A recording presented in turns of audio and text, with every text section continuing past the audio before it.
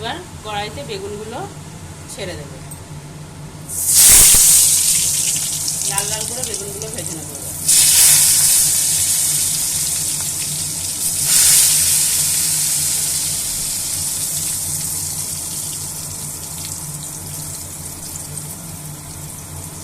দেখো বেগুনগুলো ভাজা হয়ে গেছে লাল লাল করে, এবার তুলে নেব।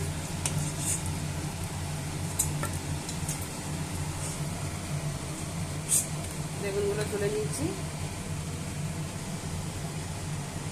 বেগুনগুলোকে লাল লাল করে ভেজে তুলে নিয়েছি। এবার কড়াইতে দেব সর্ষের তেল আর দেব একটু কালো জিরে।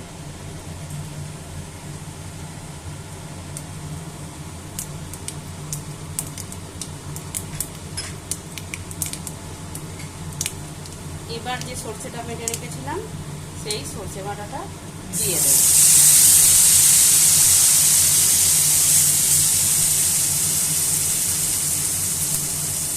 এবার একটু জল দিয়ে ওই বাটিটাকে ধুয়ে বাটিতে লেগে থাকা যে সর্ষেটা আছে সেটাও দিয়ে দেব।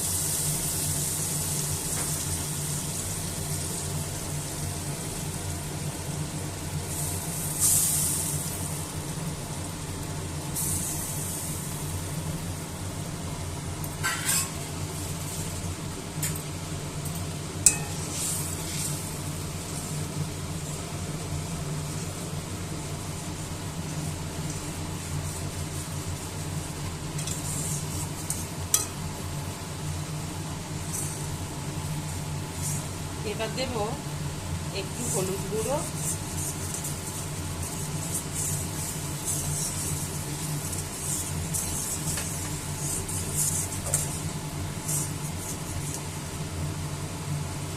একটু লবণ,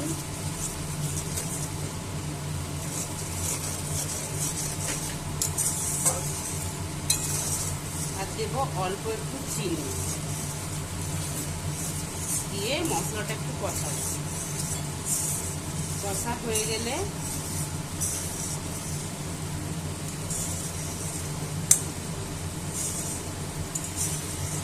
এতে দেব একটু জল।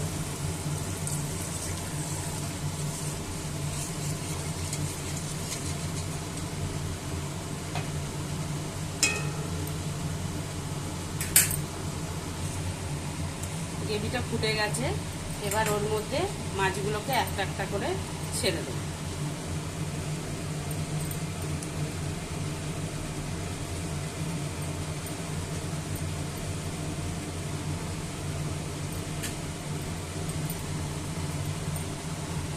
দিয়ে কিছুক্ষণ ঢাকা দিয়ে ভাপে সেদ্ধ করব।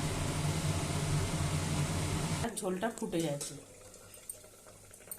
ঢাকনা খুলে এবার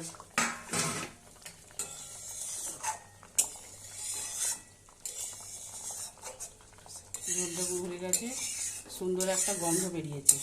এবার আস্তে আস্তে করে ভেজে রাখা বেগুনগুলো দিয়ে দেবো ঝোলের মধ্যে।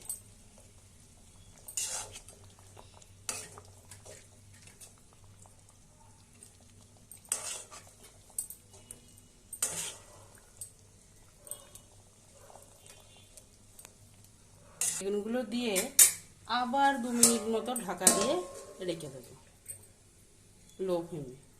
ঢাকনা খুলে দেখব হয়ে গেছে ইলিশ ভাপা।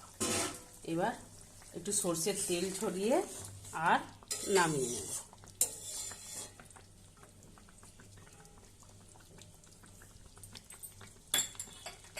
তাহলেই হয়ে গেল আজকে বেগুন দিয়ে ইলিশ ভাপা। রেডি হয়ে গেছে ইলিশ ভাপা। ভিডিওটা ভালো লাগলে লাইক আর শেয়ার করবেন। ধন্যবাদ।